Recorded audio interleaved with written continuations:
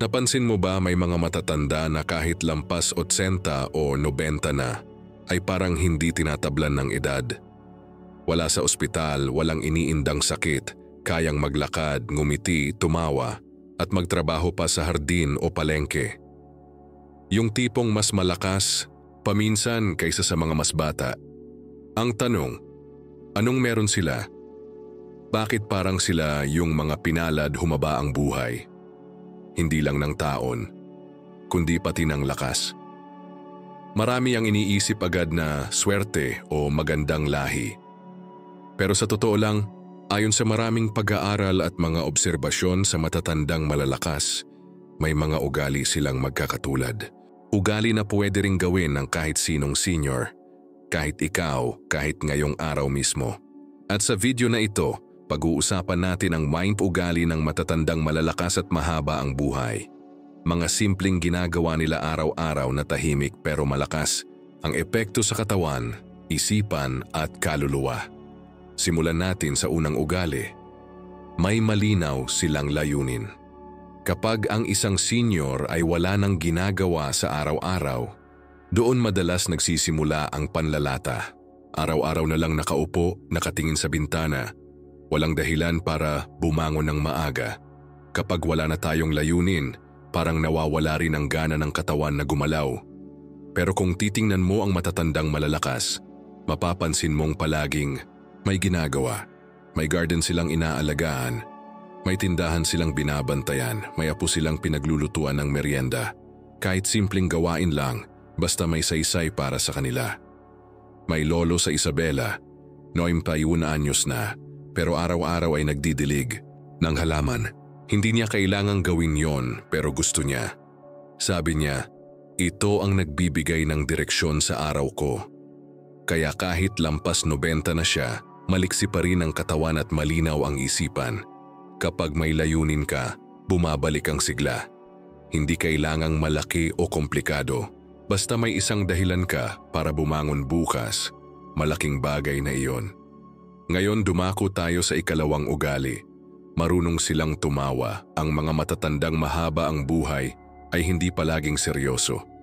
Marunong silang ngumiti kahit may problema at mas gusto pa nga nilang tumawa kaysa magreklamo. Bakit? Dahil ang pagtawa ay natural na gamot para sa stress, sa tensyon at sa lungkot. Alam nating lahat kung gaano kasama ang epekto ng stress. Tumataas ang presyon, humihina ang katawan, at parang laging pagod kahit wala namang ginagawa. Pero kapag masayahin ka, nababawasan ang pressure sa puso at isipan. Mas gumagaan ang pakiramdam, mas nakakagana ang kumilos. Isang lola sa Cebu na 87 na ang edad ang sabi, ang sikreto ko, tawa lang ng tawa, hindi naman mawawala ang problema. Pero pag tinawanan mo, mas madali mong malalagpasan. Kahit may rayuma siya, hindi mo mararamdaman. Kasi hindi niya ito iniinda. At dahil doon, mas gumiginhawa ang katawan niya. Kaya, tanungin mo ang sarili mo, kailan ka huling tumawa ng buong buo? Yung tawang walang iniisip, walang bigat sa dibdib? Minsan kailangan natin tong ipaalala sa sarili. Ang buhay ay hindi palaging seryoso. Kailangan din nating marunong magpatawa, tumanggap ng pagkukulang, at humanap ng saya sa simpleng bagay. Ngayong napag-usapan natin ang dalawang ugaling ito, ang may layunin sa buhay at ang marunong tumawa, baka kaya mo na ring simulan ito sa sarili mo. Kahit paunti-unti lang, kung nanonood ka pa hanggang ngayon at nakarelate ka sa mga ugaling nabanggit, pwede mong i-comment ang 1 sa baba para alam naming may natutunan ka. At kung may kaibigan kang senior na pwedeng mapalakas din ng mensaheng ito, maaari mo rin itong ibahagi sa kanya. Baka makatulong sa kanyang sigla at pananaw sa buhay. Sa part 2 ng video, pag-uusapan natin ang pangatlo at pang-apat na ugali ng matatandang malalakas at yung isa sa kanila ay may kinalaman sa kung paano mo ginagamit ang katawan mo araw-araw. Kung may layunin ka na sa araw-araw at natutunan mo ng ngumiti at tumawa sa gitna ng problema, malayo na ang nararating mo. Pero ang mga seniors na tunay na malalakas at mahaba ang buhay, hindi lang basta masayahin o may dahilan para bumangon, May ginagawa rin silang pisikal na mahalaga sa kanilang kalusugan. At dito papasok ang ikatlong ugali. Gumagalaw sila araw-araw. Hindi ito ibig sabihin na kailangang mag-gym, tumakbo, o mag-ehersisyo ng matindi. Ang ibig sabihin lang, hindi nila pinapayagang manatili lang ang katawan sa pagkakaupo buong araw. Gumagalaw sila sa paraang kaya ng katawan nila, pero regular. Maraming matatandang mahina hindi dahil sa edad, kundi dahil hindi na nila ginagamit ang katawan nila. At kapag hindi natin ginagamit ang ating kalamnan, unti-unti itong nanghihina, natutuyo, at mas mabilis na naaapektuhan ng sakit. Pero tingnan mo ang mga matatanda na kahit lampas 80 ay masigla pa rin. Palaging may ginagawa. Naglalakad, naglilinis ng bakuran, nagwawalis sa harap ng bahay, nagtatanim, o kahit simpleng pag-aabot ng tabo habang naliligo. Iyan ang mga gawain na nagpapaikot sa dugo, nagpapalakas sa baga, at nagpapatibay sa buto. May isang lola sa Pangasinan, 84 years old, na araw-araw ay nagwawalis sa harap ng bahay nila. May bitbit pang timba. Hindi mo siya mapipigilan kahit anong pilit ng apo niya. Ang sabi niya, kapag hindi ako gumalaw, pakiramdam ko para na rin akong naghihintay ng wala. Iyon ang sekreto niya. Ginagalaw niya ang katawan niya kahit hindi ito madali. Kung nakaupo ka man ngayon habang nanonood, baka pwede mong itaas-taas muna ang balikat mo. Iikot-ikot ang leeg o ituwid ang tuhod. Minsan, yan lang ang kailangan ng katawan mo. Pansinin siya at galawin. Ngayon dumako tayo sa ika-4 na ugali. Hindi sila nag-iisa sa buhay. Ito ang isang sikreto na bihira nating pag-usapan. Ang lakas ng katawan ay may koneksyon sa lakas ng relasyon. Ang matatanda na may mga kaibigan, may kausap, o laging may kinakausap na mahal sa buhay. Sila ang kadalasang mas tumatagal at mas masigla. Sa Japan, may tinatawag silang ikigai o dahilan ng pamumuhay. Pero higit doon may isa pa silang mahalagang prinsipyo. Moai, isang grupo ng kaibigan o komunidad na sinasamahan nila habang buhay. Nagkukwentuhan, nagbibigayan ng suporta at basta't nandyan para sa isa't isa. Sa mga lugar na maraming mahahabang buhay na matatanda gaya ng Okinawa, laging may moai at laging masaya. Sa Pilipinas, ito yung mga barkadahan sa kanto, kapitbahay na sabay magwalis, kaibigan sa simbahan, o kausap mo sa umaga habang nagkakape. Hindi kailangang marami. Kahit isa o dalawa lang na tunay na kausap, malaking bagay na sa puso at isipan mo. Kapag may kausap ka, nababawasan ang lungkot. Kapag may napaglalabasan ka ng saloobin, gumagaan ang dibdib. At ang katawan kapag magaan ang pakiramdam ay mas handang gumalaw, sumaya at mabuhay ng mas mahaba. Kung sa ngayon ay pakiramdam mo ay nag-iisa ka, baka panahon na para bumalik sa dating kaibigan, mag-text, kumustahin mo, o makisali ulit sa maliit na aktibidad sa barangay. Alam naming hindi madali, pero ang unang hakbang ay palaging mahalaga. Ngayong alam mo na ang ikatlo at ika-4 na ugali, ang paggalaw araw-araw at pagkakaroon ng koneksyon sa ibang tao, baka nakita mo na rin kung alin ang kulang sa araw-araw. Muris kung meron man, okay lang. Ang mahalaga, handa kang simulan ito kahit paunti-unti.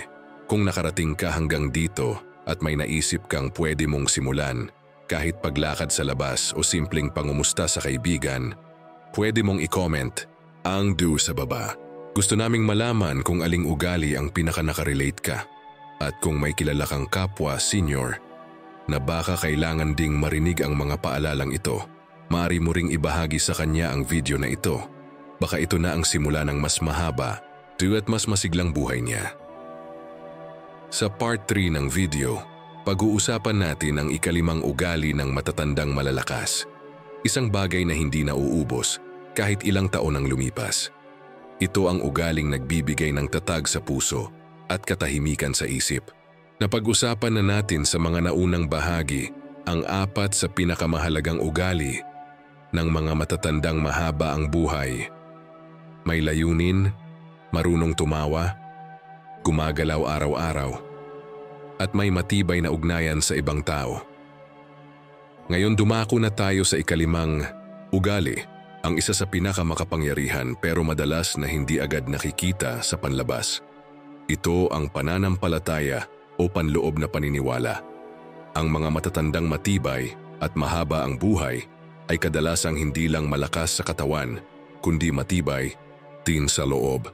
Kapag tinanong mo sila kung paano nila nalagpasan ang mga bagyong dumaan sa buhay, pagkawala ng mahal sa buhay, sakit, hirap sa pera, pagkabigo, kadalasan ang sagot nila ay simple, dahil may tiwala ako sa Diyos, o minsan, dahil naniniwala ako na may dahilan ng lahat. Hindi ito tungkol sa pagiging relihiyoso lang. Ang punto rito ay ang pagkakaroon ng pinanghahawakang mas malalim kaysa sarili. Isang gabay, panalangin, pananampalataya o pag-asa na kahit mahirap ang buhay ng ngayon ay may liwanag pa ring naghihintay bukas. Sa panahon ng lungkot, kapag may sakit ka, kapag may kinakaharap kang hindi mo na kontrolado, doon lumalabas kung gaano kahalaga ang pananampalataya. Ito ang nagbibigay ng kapayapaan kahit walang kasiguraduhan. Ito ang nagpapagaan ng loob kahit mabigat ang pinapasan. May isang lola sa Nueva Ecija, 88 anyos na halos buwan-buwan ay nagbabakasyon sa ospital dahil sa alta presyon. Pero kahit kailan, hindi mo siya maririnig na nagrereklamo. Sa halip, palagi siyang may rosary sa kamay, may dasal sa bibig, at may ngiti sa mukha. Sabi niya, kapag hindi na ako makakilos, ipapasa ko na lang lahat sa kanya. Iyon ang nagbibigay sa kanya ng lakas, hindi gamot, hindi doktor, kundi pananampalataya. At alam mo ba, ayon sa maraming pag-aaral, ang mga seniors na may paniniwala, relihiyon man, espiritualidad o simpleng paninindigan sa kabutihan, ay mas mababa ang risk ng depression, may mas malusog na puso, at mas mataas ang chance na makabawi pagkatapos ng karamdaman. Dahil mas kalmado ang isipan, mas tumitibay ang katawan. Pero ang pananampalataya ay hindi kailangang maging komplikado. Hindi mo kailangang araw-araw magsimba kung hindi mo kaya. Minsan, sapat na ang tahimik na panalangin sa umaga. Pwedeng magpasalamat ka lang habang nagkakape. O kaya kapag may iniindang sakit, sabihan mo lang ang sarili mo, lilipas din ito, hindi ako nag-iisa. Kahit anong pinaniniwalaan mo, Diyos, dasal, kalikasan, pamilya, kung ito ay nagbibigay sa iyo ng pag-asa at kapayapaan, panatilihin mo ito dahil iyan ang magbibigay sa iyo ng lakas kapag ang katawan ay pagod na. Ngayon tanungin natin ang sarili natin, may paniniwala ba tayong pinanghahawakan araw-araw? At kung wala pa, handa ba tayong subukang hanapin ito? Sa part 4 ng video, pag-uusapan naman natin kung paano mo maipapasok ang 5 ugaling ito sa tunay mong buhay. Kasi oo, inspirasyon ng mga ito, pero magiging mas makabuluhan kung maisa sa buhay mo talaga sila araw-araw. Kung nanonood ka pa hanggang ngayon at nakarelate ka sa ugaling ito, ang lakas na galing sa pananampalataya, pwede mong i-comment ang 3 sa baba para malaman naming kasama ka pa rin namin sa kwento ng paglalakbay na ito.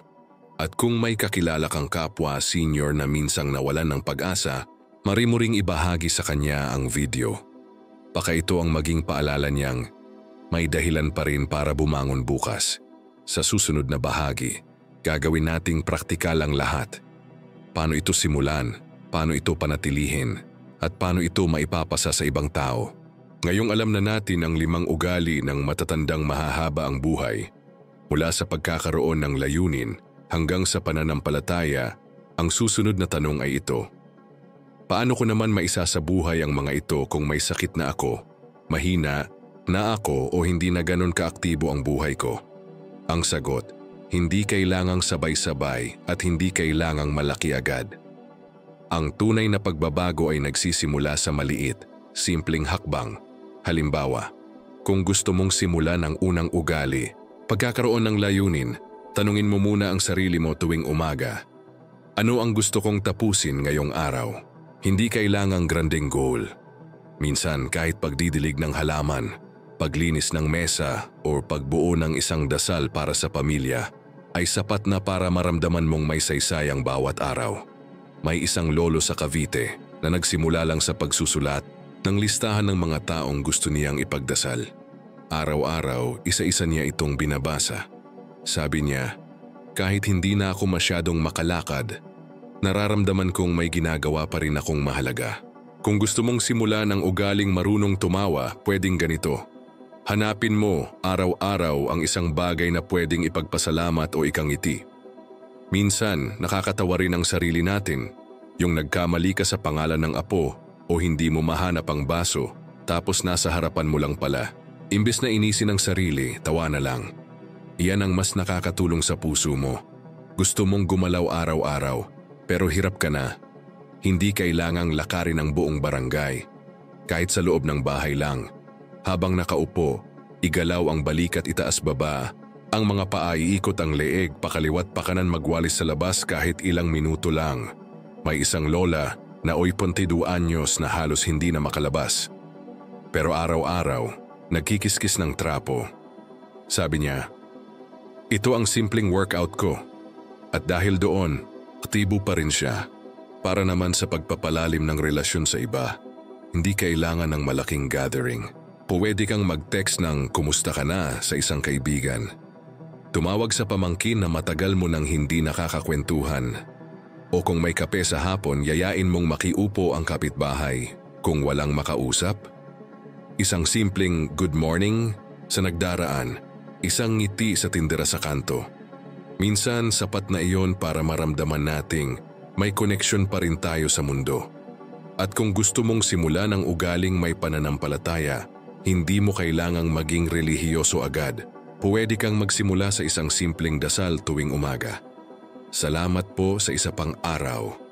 Tulungan niyo po akong makangiti ngayon. O kaya magsindi ng kandila. O magbasa ng isang linya mula sa isang libro ng panalangin. Kahit tahimik lang, sa isip basta bukal sa puso. Ang mahalaga, tuloy-tuloy mong sinasanay ang sarili. Dahil ang ugali ay hindi magic, kailangan lang ulit-ulitin. Kapag araw-araw mong ginagawa ang isang mabuting bagay, kahit maliit, nagiging parte ito ng pagkatao mo. Ang mga matatandang malalakas ay hindi naging ganun bigla. Hindi sila perpekto. May araw din silang tinamad, nadapa, napagod. Pero hindi sila huminto. At iyon ang pinakaimportanteng ugali, ang pagpapatuloy kahit maliit ang hakbang. Ngayong alam mo na ang mga simpleng paraan para isabuhay ang 5 ugali na ito, tanungin mo ang sarili mo ngayon. Ano ang kaya kong simulan ngayong araw? Isa lang, pili ka. Anong ugali sa 5 ang pinakakaya mo sa sitwasyon mo ngayon? Kung nanonood ka pa hanggang ngayon at handa ka ng subukan kahit isa sa mga ugaling ito, sa simpleng paraan, pwede mong i-comment ang 4 sa baba para malaman naming kasama ka pa rin naming kumikilos para sa mas malakas, mas mahabang buhay. At kung may kakilala kang kapwa senior na laging sinasabi, wala na akong magagawa, maaari mo ring ibahagi ang video na ito sa kanya, baka ito ang paalalang kailangan niya para magsimula muli. Sa huling bahagi ng video, pagbubuin natin ang lahat ng napag-usapan. Gagawin nating inspirasyon ang mga simpleng hakbang na ito para sa isang mas magaan at makabuluhang pamumuhay sa senior years. Kung narating mo ang bahaging ito ng video, saludo kami sa iyo. Ibig sabihin, hindi ka lang nanonood para lang makinig, kundi dahil gusto mong baguhin ang takbo ng iyong buhay. Gusto mong humaba pa ito, hindi lang sa bilang ng taon, kundi sa lakas, saya at saysay. Balikan natin sandali ang 5 ugali na natutunan natin mula sa matatandang mahaba ang buhay. Una, may layunin sila sa araw-araw. Kahit simpleng gawain lang, alam nila kung para saan sila bumabangon. Pangalawa, marunong silang tumawa. Hindi sila nagpapatalo sa lungkot at problema. Tinatawanan nila, tinatanggap nila at nilalampasan. Pangatlo, gumagalaw sila araw-araw. Hindi nagpapakulong sa kama o upuan. Gumagalaw sa abot ng makakaya at dahil doon, mas lumalakas. Pang-apat, may koneksyon sila sa ibang tao. Hindi nila pinipiling mag-isa. Alam nila na ang tunay na lakas ay hindi lang galing sa sarili, kundi sa mga taong kasama natin. At panglima, may malalim silang pananampalataya. Sa gitna ng sakit, ng takot, ng kakulangan, meron pa rin silang pinanghahawakang panloob na lakas, paniniwala sa Diyos, sa buhay, o sa kabutihan. Ngayon, hindi ibig sabihin nito na kailangan mong gawin agad lahat.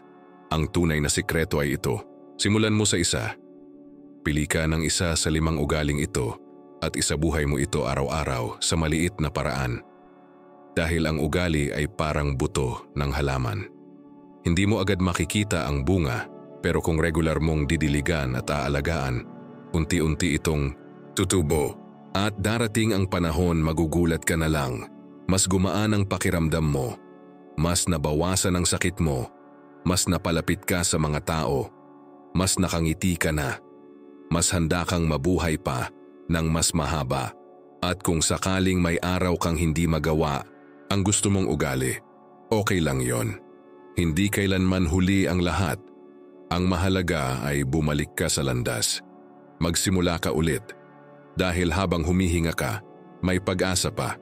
Habang may araw, may pwede ka pang gawin. Sabi nga ng isang matandang lalaki na kilala sa kanilang lugar, ang sikreto ng mahaba at masayang buhay. Araw-araw, piliin mong mabuhay. Hindi lang basta tumagal, kundi mabuhay ng totoo. Ngayong natapos mo na ang buong video, baka meron ka nang naisip na unang hakbang. Pwede mong i-comment sa baba ang salitang done kung napanood mo ang lahat at gusto mong simulan kahit isang ugali sa buhay mo. At kung may kakilala kang kapwa senior na pwede ring makinabang sa mga paalalang ito, maaari mong ibahagi sa kanya ang video na ito. Baka ito na ang mensaheng magbibigay lakas at pag-asa sa kanya. At syempre, kung gusto mong patuloy na makatanggap ng mga video na gaya nito para sa kalusugan, isipan at inspirasyon ng mga seniors, maaari ka ring mag-subscribe. Dahil ang channel na ito ay para sa iyo, para sa mas masigla, mas matibay at mas makabuluhang buhay pagkatapos ng 60.